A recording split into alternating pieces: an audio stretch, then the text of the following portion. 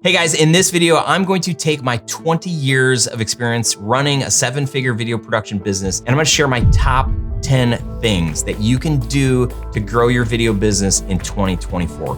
I am packing a lot in this video, so get ready to take some notes and be open to some potentially new ways to grow while still staying true to the kind of video business that you're trying to create and the kind of person that you are trying to be.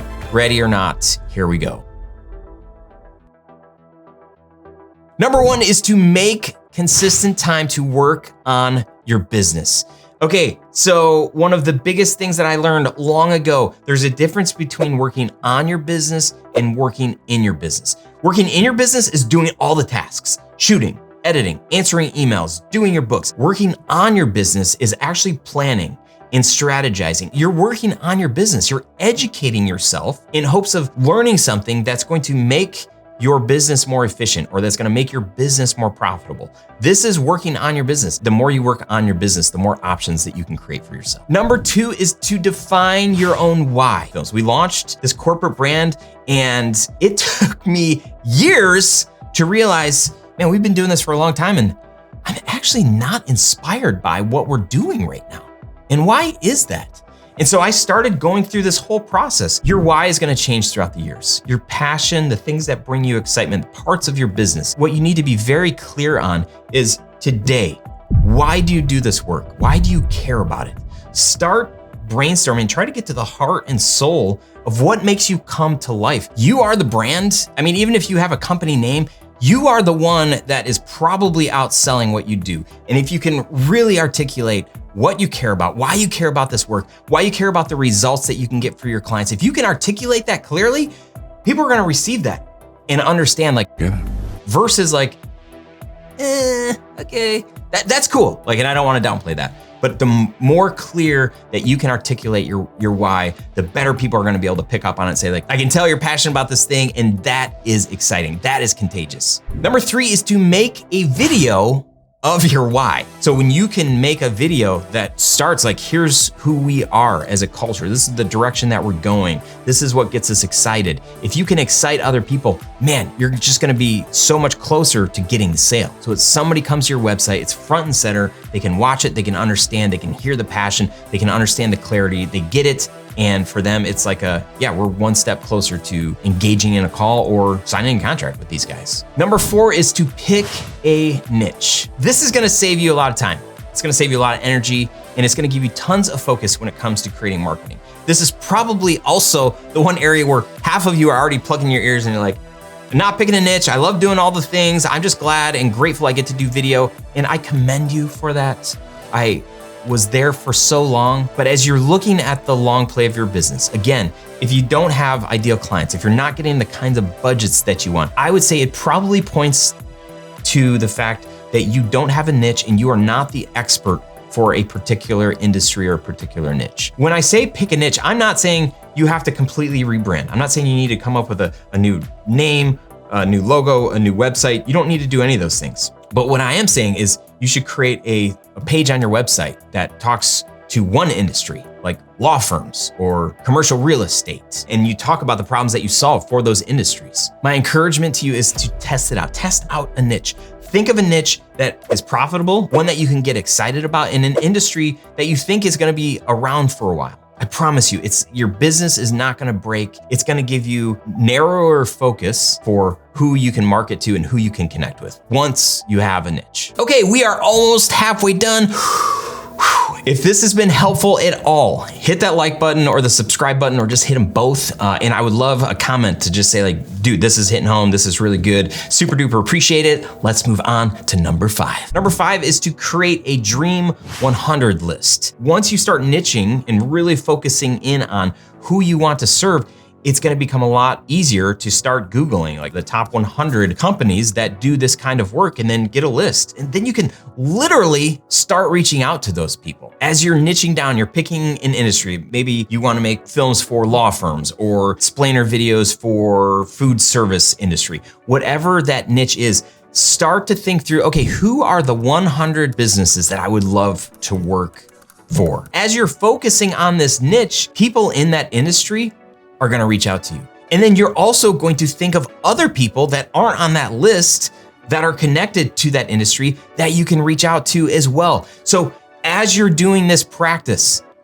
work's gonna be coming in, inquiries are gonna be coming in, and you're gonna get new ideas on other people that you can reach out to that are related to that specific industry. Number 6, create a free offer. Something that is going to give your potential client, the people in this industry, a win. It's gonna get them one step closer to your core offer. What this could look like is a PDF, podcast, a mini course. There's so many things that you could create that are valuable. And the idea here is that you put this on your website, and the only way people can access this is they give you their email address. So many people, when they go to hire a video company, like a lot of them haven't done it before and they don't know what questions to ask. So if you are there to try to guide them and not just sell them, people see that, they feel that. And if you're educating them, you're gonna be positioned as an expert. And if you are offering expertise and trying to help them, they're gonna be more likely to hire you. Number 7 is to create packages that focus on your core offer. You're gonna get some people that are like, I don't care what it costs, we're getting the most expensive.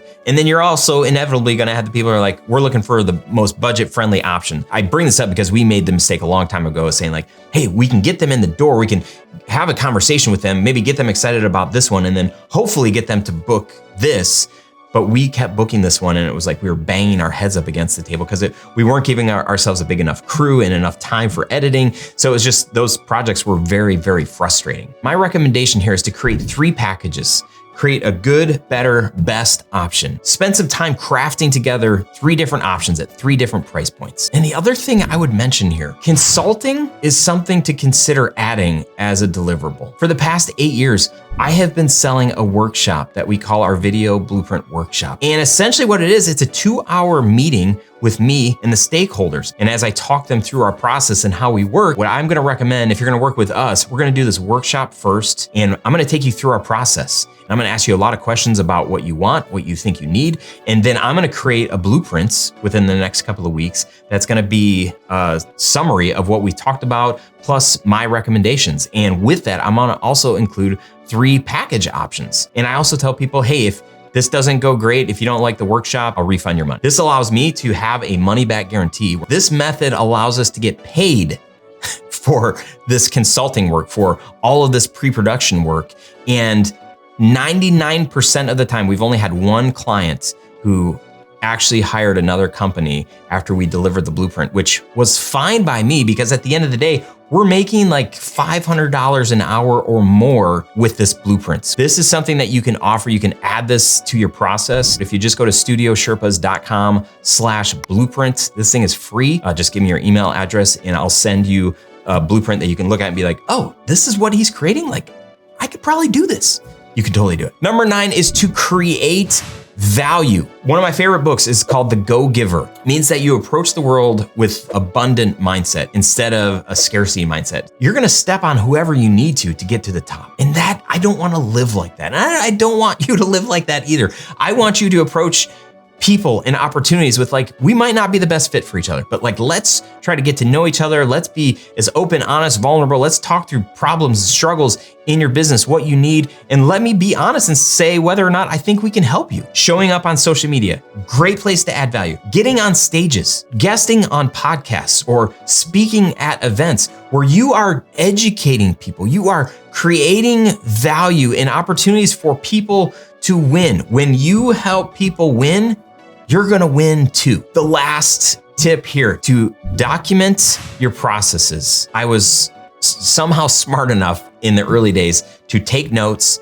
and to kind of build a mini library of here are the tasks I don't like and here are the ways to do them. But as I got questions from the person that was doing the work that said like, hey, I'm confused on step number 2. What does that mean? Oh, then I could tell them. And then we would add to that to build out so that the next person that needed to do that thing wouldn't have to ask that same question about number 2. So document your processes, and then you can start delegating the parts of the work that you don't like and really grow. And when I'm talking about growing, I'm not talking about just like taking over the world with your company. I'm talking about growing in time with your friends or your family, your hobbies, growing in profitability, not being stuck in the parts of your business that drain you, but to be able to do more of the things that really bring you to life. Okay, we did it. 10 things that are gonna help your video business grow in 2024 if you struggle with budgeting your projects. If it takes you a super long time to estimate, or you're never super confident with the numbers, I got you.